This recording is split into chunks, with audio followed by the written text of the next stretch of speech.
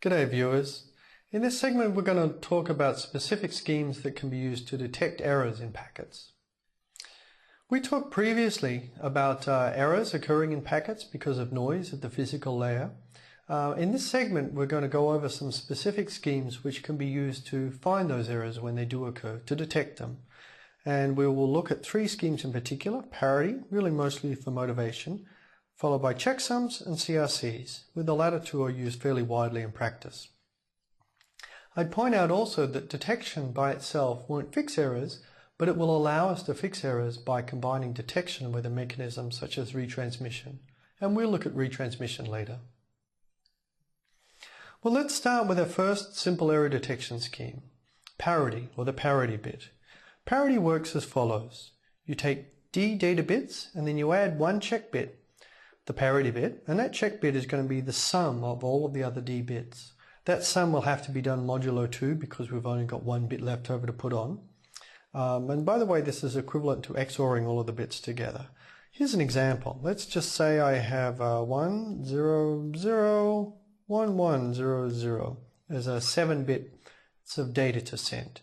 If I then want to add parity to it, an 8th parity bit, the parity bit for the case of even parity will be the sum of all of the data bits modulo 2. I've got 3 of those modulo 2. I get left back a 1 instead of a 0, so we add a 1. This is the parity bit. Great, that's essentially parity. And you can check the computation at the receiver. You would go through and add them all up again, except for the parity bit. You could see if they're equal, or you could just add everything together including the parity bit and you should get 0 out by design. How well does this parity code work? Well, if you recall our concepts of error codes, we can sort of begin to think about it. First of all, we can ask, what's the distance of this code? How many bit flips do I need to make? What's the minimum number to turn any one code word into another code word? Well, in this case, if I flip any one bit, the parity sum will be wrong, but if I flip another bit, then I can get to a place where the parity sum would be right, even though the data has changed. So the distance of this code is 2. Given a distance of 2, how many errors are we able to correct? Well, the answer to that is 0. You don't correct anything. If the parity is off, you get to see if there's been one error, but we don't have enough distance here to be able to correct anything. What about detecting errors? How many errors are we guaranteed to detect? If the distance is 2, we're guaranteed to detect up to 1 error. So that's all that parity is good for in terms of any guarantees. Now, for errors, so it's not that strong. For errors larger than a single bit, what happens is going to depend on the structure of the computation. For parity, if you think about it, actually it has this nice property that it will catch all odd numbers of errors, where an error is changing a 0 to a 1 or vice versa. The first error will be caught by parity, the second error will cancel out that parity bit, won't be caught, that was why it's distance 2, but the third error will bring us back to the situation where there's a problem with the parity check bit once again. So we've detected all odd numbers of errors, but not all even numbers of errors. Here's a stronger alternative, and one that's used in practice much more widely today. The idea here is, in a checksum, is to sum up data, much as we did with parity, but instead of using a single bit, we're going to sum up the data in terms of n-bit words and use an n-bit checksum, or n check bits. For example, TCP, IP, and UDP, they all use a 16-bit checksum. This checksum is going to provide stronger protection than parity. We'll find out later it's really not that strong, but it is stronger than parity. I'll give you one specific example, and that is the internet checksum. This is the particular kind of checksum that's used in TCP, IP, UDP, and other internet protocols. Here's the definition of the checksum. The checksum field is a 16-bit ones complement of the ones complement sum of all 16-bit words. Oh my goodness, that sounds very confusing. It's not that confusing once you get used to it. Essentially what it's saying here is that you sum up all of the data 16 bits at a time, and then you negate it, so you come up with the negative sum. The catch here is that all of this arithmetic is done with ones complement addition, and it's done that way to give a better distribution of our data over the 16 error bits. Ones complement notation is a way of describing binary numbers such that the ones complement, or flipping all of the bits of a number, gives its negative form. So for instance, if I have 001, the ones complement version, the ones complement or bit flip of that is 110. So this is 1, and this other bit one is -1 in ones complement. Ones comp. The computers we use perform addition where all of the binary numbers, the integers, are represented in 2's complement form. To get 2's complement, you do 1's complement and you add 1. So for instance, this -1, 110, if I add 1, I would get 111. This is actually -1 in 2's complement.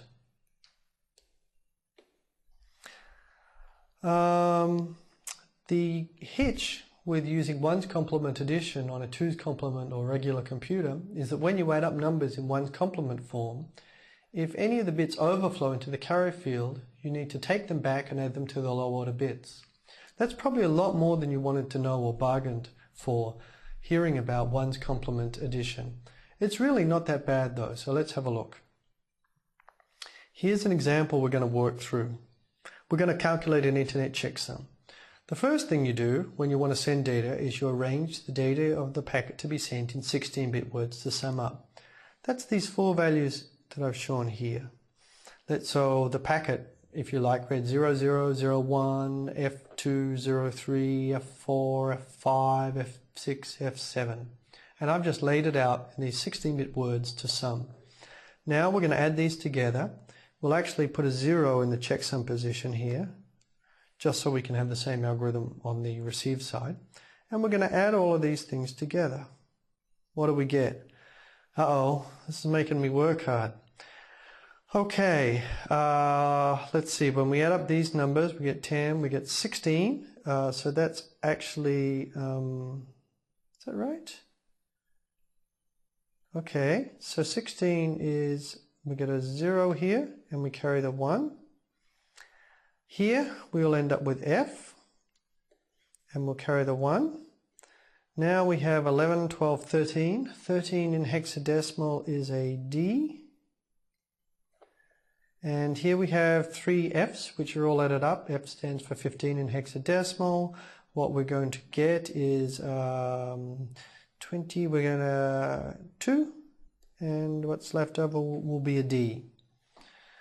Now, so we've got that sum. Of course, this left bit here is overflowed from the 16-bit position. So what we're going to do is take that back and add any carryover back. So we'll just take those high order bits, D, D, F, 0.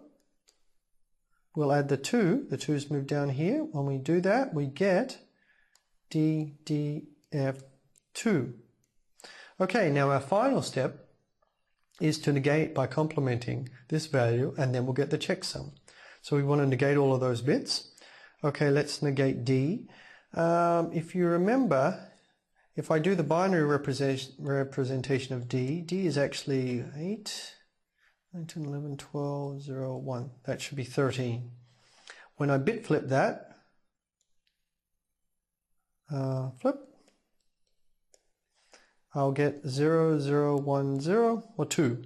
So when I negate that, I'll get 2, 2. Bit flipping F is all 1, so when I flip all of that, I'll just get a 0. And when I flip 2, I'll get a D.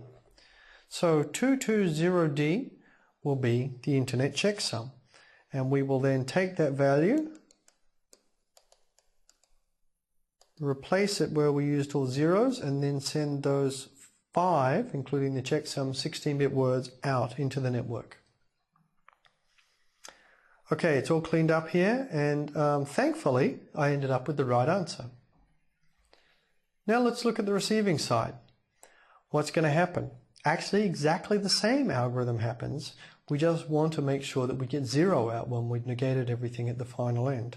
Let's work through it. It should be the same steps. Here, we arrange the message in 16-bit words. The checksum is there, it's the last word. It's non-zero because it was calculated on the other side. Now we add it. So what do we get? Well, before we have 16 plus D, so that will be D. We carry the 1. 1 FF, that will be, we'll end up with an F. And we're going to carry a 1 here. 10, 11, 12, oh, guess what? It's, what is it there? 13, 14, 15, so we have an F. And we're left here with FF, FF, 2. So when we add that together to D, we'll get to F. Okay, now of course we've carried over, so we've got to take this high thing and add it back. So we'll just do this sum, FF, F, D plus 2. What do we get? We get F, F, F, F. Oh, this is looking good. When we complement that, we get 0, 0, 0, 0. That's correct. The checksum passes. No error was detected in this packet. And it's cleaned up here. You can see I've highlighted it as good. I already knew I got the right answer because it came out as zeros. So that's how checksums work. What we need to ask, though, is whether they're any good. How well does this checksum work at detecting errors? We could begin by asking, what's the distance of this code? Actually, the distance is not so impressive. This is a sum. So if we want to get the same sum, you can imagine just having errors in 2 bits of the data. In one place, we'll add a certain value, like maybe 16 to a 16-bit word. In another place, we'll subtract a certain value, like 16, the corresponding value from a word. Or maybe we'll add the 64-bit position, and so forth. But the point is, we could make 2 corresponding errors and fool this sum. So the distance is only 2. Well, rats. This means that, as before, the number of errors we can correct is 0. This is just error detection, not correction, so we're not trying to correct anything. But the maximum number of errors that we are guaranteed to detect is actually 1. 2 bits can fool this checksum. Well, has this gotten any better? It has gotten better. So if we think about larger errors, what's detected here is going to depend on the structure of the code. We will actually find all burst errors up to 16. So it's a 16-bit checksum. A burst error is just a sequence of errors in a row, or a window of errors where in that window errors occur. Maybe some bits in the middle are not flipped, but over that window, a small window in space, the error occurs. It's a burst error. So it's an advantage here that if those errors occur in bursts of 16 or less, and there's just one in the packet, we're going to detect it. Because if you think about it, those 16 bits can only be affecting one 16-bit word or 2 adjacent ones in different places, so they can't cancel out. If there are much larger errors, in fact, if we just make up random data, then we will detect random data to random with probability 1 in 2 to the 16. If we just make up data, random data, then since there are 16 bits, there are 2 to the 16 different possible checksum values. So there's only a 1 in a 2 to the 16 chance that the checksum will actually match the data. So this is much stronger than parity. So we have got quite a lot by going from checksums to parity. It's really much stronger. But it's not as strong as we would like things to be in practice. For the same number of bits, we can do even better with codes which are called CRCs, or cyclic redundancy codes. The way a cyclic redundancy code works is you take n bits of data and then you generate k check bits so that when you add them together, the n plus k bits are evenly divisible by what's called the generator, C. I can show you an example here with numbers. So let's just say we're working with decimal digits. The number I want to send is 302, and I'm going to send a 1-digit check. So I'm going to send a message 302 something. We just want to work out what that something is. We want to choose a something so that the whole number, including the end, is evenly divisible by our generator here, which is just going to be the number 3. Well, one thing I can do is I can just start with 302. Let's just add a 0 at the end. And let's just look for the remainder when you divide it by 3. That's equal to what? Well, the 3,000 falls away, 320, that goes 18, so we're left with 2. The remainder is 2. And you can see, since 3 minus 2 is 1, I'm just 1 short of being evenly divisible. So all I need to do is put a 1 here, 3021, and send that. That is evenly divisible by 3. And so I've computed that my check digit there should be a 1. The catch for CRCs is that we need to do all of this based on the mathematics of finite fields. The binary sequences here represent polynomials. So in fact, this binary sequence here represents this polynomial. You can see there's a 0 there for x to the 0 or 1. There's 1x to the 1, no x to the 2's, 1x to the 3, 1x to the 4, no x to the 5's, no x to the 6th, and 1x to the 7. Boy, this could be complicated. What this really means, if we're going to do a complication ourselves, which is a little horrible and grungy, but we'll try and work through it just so you can really get to the bottom of it, is that if we're going to do these CRCs ourselves, we need to work with binary values, and our arithmetic will be done modulo 2. So the send procedure for a CRC is as follows. You take the data bits, and really we're mimicking here what we did with our decimal digit example. You take the data bits, you extend them with k zeros, then you do a division by this generator value. Once you do that, you look at the remainder to see what it is. Keep that, ignore the quotient from the division. And using this remainder, you adjust the check digits by the remainder so that they will be evenly divisible. The receive procedure is to simply divide the whole thing, including the CRC bits at the end, the check bits at the end, and once you've divided it, check that the remainder is 0. If that's the case, there'll be no errors in the packet. Okay, let's try and work through this. Here's an example. We have a sequence of data bits here. You can see I've written them over here. And we're going to divide by our generator, which is 1011. That's the divisor here. The first step, and I have 4 check bits. The first step is to add 4 zeros to the end, since I have 4 check bits. Now, I'm going to do a long division. Wow, this might take a little while. Let's go with our divisor and write it out. So we're going to take away 1, 0, 1, 1. Oh, sorry, good grief. No, it's a 1, 0, 0, 1, 1. When we take that away, what do we get? 1 minus 1, that's a 0, that's gone. 1 minus 0 is 1, 0, 0, 0. 1 minus 1 is 0, 0 minus 1. Sounds like minus 1, which is actually 1 in modulo 2 addition. Okay, now I could write up the top just that the quotient goes here. For instance, I got a 1 here when I divided, but we're not going to keep this anyhow, so I'm going to ignore it. I'm going to keep going on now, taking things away. So now we're down here and we're going to take values away. I'll move down what we've got here. There's a 1. So again, I want to take away 1, 0, 0, 1, 1. Boy, we're in luck. That's the same thing here. So this is all going to go to zeros, all zeros. And now what we're left with is down here. I'm going to copy down these digits. Now I'll continue subtracting 1, 0, 0, 1, 1 from this, and I'll get 0, 1, 1, 0, 1, and I've got another 3 0, 0, zeros here. Do it again, 1, 0, 0, 1, 1. When I subtract that, I get 1, 0, 0, 1, 0, 0. One more subtraction, 1, 0, 0, 1, 1. Cancel, cancel, cancel, cancel. I'm left with here 1, 0. And that's the final remainder. What I would like to do then is take that remainder and use it to modify the bits that are transmitted.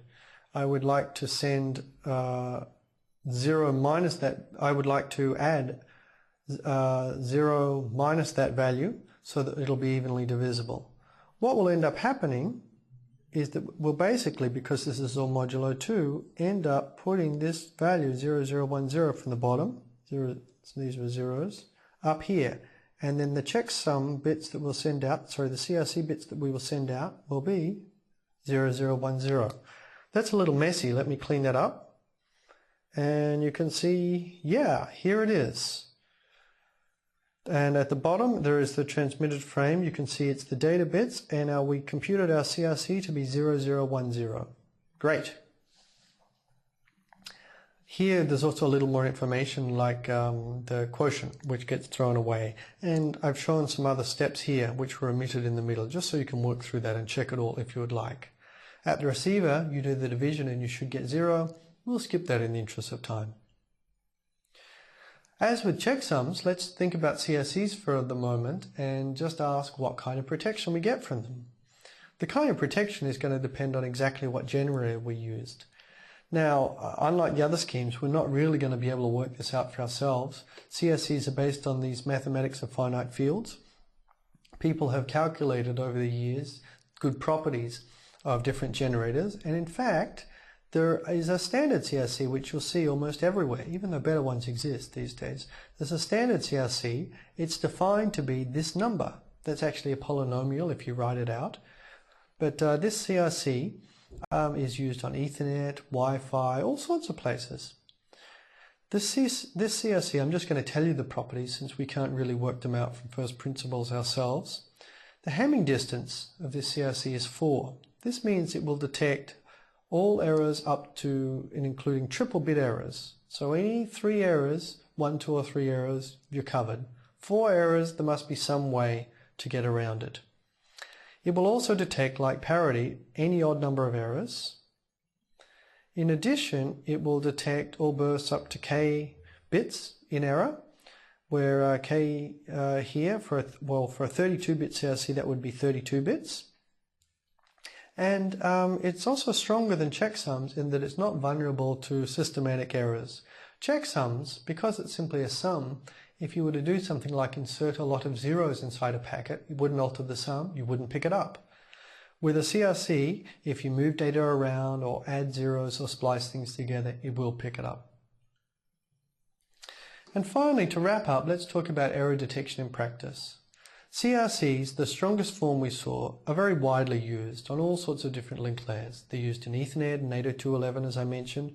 They're also used over your DSL link, cable links, and so forth. They're an industry standard. Checksums you'll also find are fairly widely used in the Internet by all of the Internet protocols, TCP, IP, UDP, and so forth. Compared with CRCs, though, while they're simpler to compute, they're weaker. And I would hazard to guess that if the internet were being designed today, stronger forms of checksumming would be used. Finally, there's parity, which says there's a good motivating example for us to work through, but it's little used in practice because we can usually afford more sophisticated schemes for error detection.